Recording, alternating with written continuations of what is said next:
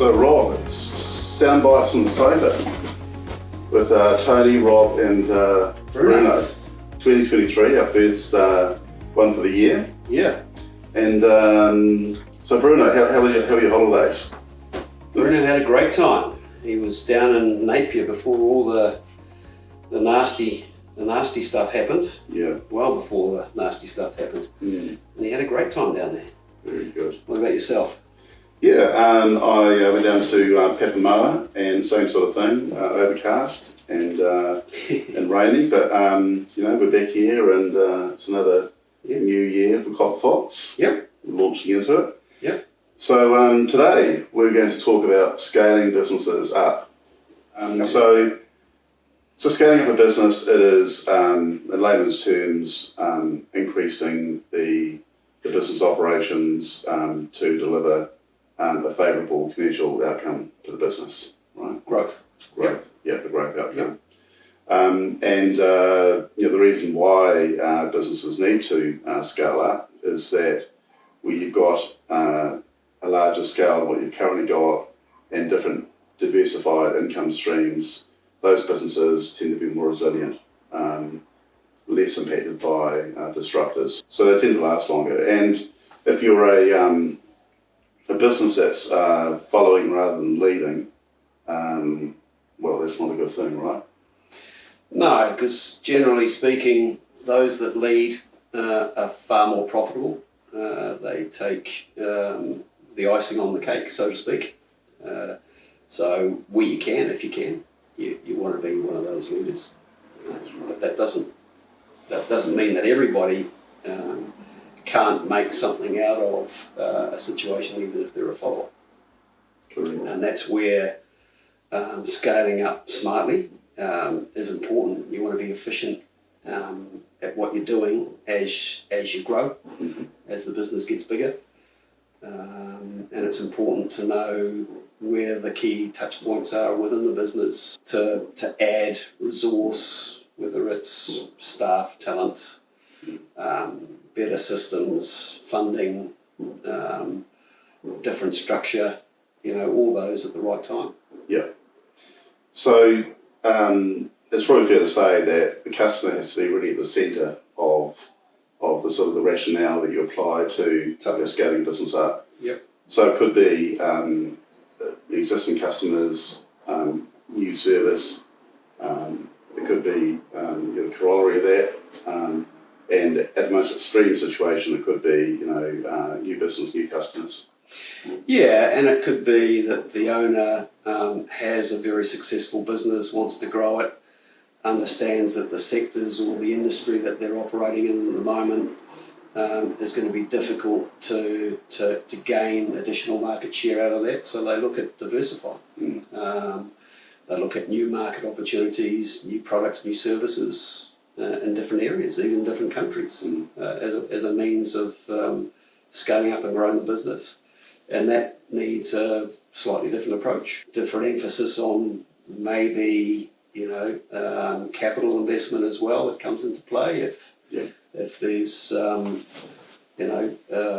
machinery involved in making stuff, even just logistical type things like vehicles for salespeople, increasing the size of that force. Yeah. So there's a whole bunch of things, but I suppose it's a case of taking a step back, and that's where we can help and looking at where they're at the moment, and what is that ambition going forward, and what does it take for the business to get from where they're at now to where they want to be in, let's say, 3-5 years' time. No, quite right. So involving your trusted business advisor, us or sort of others, very early on that process is really important, right? Yep. And then through a sort of a teamwork approach with the CEO or management team, documenting the current state.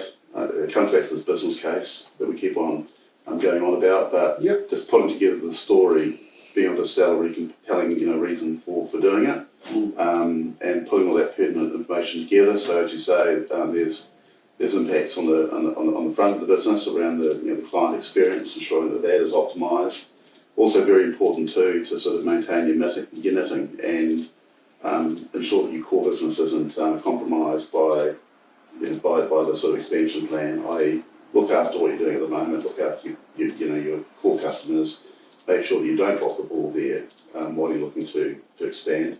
So getting into the business case, pulling all together that pertinent information around being able to sell in what the opportunity is and getting it signed off by the I mean, recently gone through a process where we've activated a strategy workshop for a business, and that was about, first and foremost, it was looking at the market, what the current state of play was, who the main competitors were, where was the market heading, trend-wise, so you get a really good feel of where it's likely to be in 3 to 5 years' time. And then it was the reverse of that, and it was looking at the business internally, where are we good, where are we not so good, what do we need to fix before we can even think about growing the business. And then if we've fixed that, what do we need in addition to what we've currently got to be able to take advantage of whatever opportunities are out there to grow. So in this particular case, was this a new market or was this an established market? No, and how would you handle that differently? No, it was a mature market. So well-established competitors, a business that's been in the market for 10, 15 years, but an owner and a senior management team that were highly motivated to grow the business beyond the normal 5 or 10% a year. They wanted to make a difference over the next 3 to 5 years, and so we took a step back and basically said, well, what do we need to do to actually make that real? Yeah. So it was a lot of, I wouldn't say navel gazing, but it was a lot of internal critical assessment of what the business was doing, how it was performing at the moment, where its weaknesses were, what risks were impacting the business, both now and potentially in the future. Yeah. And how best to either take advantage of those risks and mitigate some of them, know what they are, but at least understand how to basically optimise them as part of that growth and scaling up process. Yeah. That's good advice, Rob. And I mean, from when you're looking at scaling up, there's really sort of 3 main areas I think we've touched on previously, and it's around understanding the lumpy costs, and that's looking at the if you to use an example, you've got a sales team that have capacity in their team, and your existing services are still relevant, but you're looking to sell more of that. It's just looking at the potential commission costs increasing with the sales increasing. That's quite okay. It's quite manageable because your sales are going up and your variable costs are going up. But as a business owner, of course, you need to be aware of the fixed costs going up. So if your sales team is working at full capacity at the moment, at what stage do you need to employ an additional person, which has got a fixed cost element, and then making sure that you can manage the capacity of that additional person. And then within a wider organisational context, looking at what we call step costs, which are like from sort of big step ups. If you needed to double the manufacturing output at a plant, at what stage do you need to invest in another plant? So it's really making those sort of key decisions and understanding, for the sales targets that you want to deliver on, at what point are you triggering an impact on your variable costs, your fixed costs, and your step costs along the way. Yeah, and I think what you're alluding to is there needs to be a lot of financial modelling around, what if we do this, and what if the growth is is quicker or slower than what we anticipated? What are the impact? What is the impact on the business? That's right. That's right. What sort of funding? So it needs to flow through to a sort of a cash flow, working capital type of scenario. So what does the business need? Because clearly, as you grow, your working capital requirements also grow. Exactly. If you're making stuff, then there's stock holdings that are going to increase. Your debtors are going to increase as a consequence. So how does that work? So how much money do you actually need in terms of cash to be able to still make the business operate effectively and efficiently, or as efficiently as it can? Yeah, exactly. That's a good point, really. It's around sort of ensuring that that your trading services from your current core business are being utilised effectively within the business, but also having the requisite amount of debt and equity funding, depending on how the business operates, for these sort of expansion plans. And matching long-term, investment with long-term debt. Exactly. Short-term requirements with short-term debt, overdrafts and things like that. Exactly.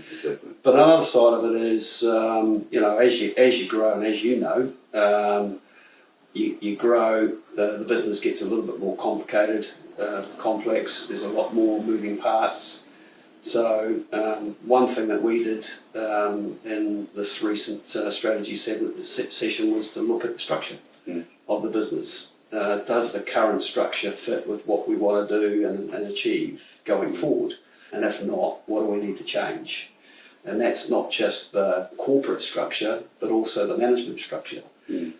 Because as you build additional layers, bring more people in, more resource, if it's manufacturing, a bigger manufacturing team, then it needs a different type of skill set, experience and expertise to manage that properly, to make sure that, as you're growing, your profits aren't going into wastage because your systems and processes and the way that you run that part of the business all of a sudden becomes inefficient. Yeah, agreed. So it's not just around building the customer side. It's looking at the whole business support function, looking at property, looking at people, looking at people, process, documentation, systems, risk management. Really, everything that's required to deliver the right customer experience, which one the business support function sort of similarly financed and aligned to that. And especially if it's a case of we want to grow aggressively, then you do need to take that step back. You really do need to take that step back. And I think that's where we can help. Having outsiders come in with a different perspective of the business. We don't have a vested interest in the business. We'll say, what it really looks like, as opposed to, painting a sort of a rose-tinted view of potentially what the business looks like. It needs that type of outlook, and I think the other side of that is as you're going through that process, quite often there isn't the resource within house to be able to manage quite a significant scale up of a business. Because they are involved in the business as usual, the day-to-day operation of the business, the here and now type of scenario. And so if you want to make a difference, if you want to make a big difference going forward in a relatively short period of time, it probably means bringing in experts that can help with that growth and manage it in a way that it doesn't get lost. With clear outcomes and deliverables. And so back to your business case and then a project plan or a project program, if you like. If it's bigger than Ben Hur, that's fine, but it's making sure that you've got somebody dedicated to manage that, to make sure that you're delivering on what you thought you were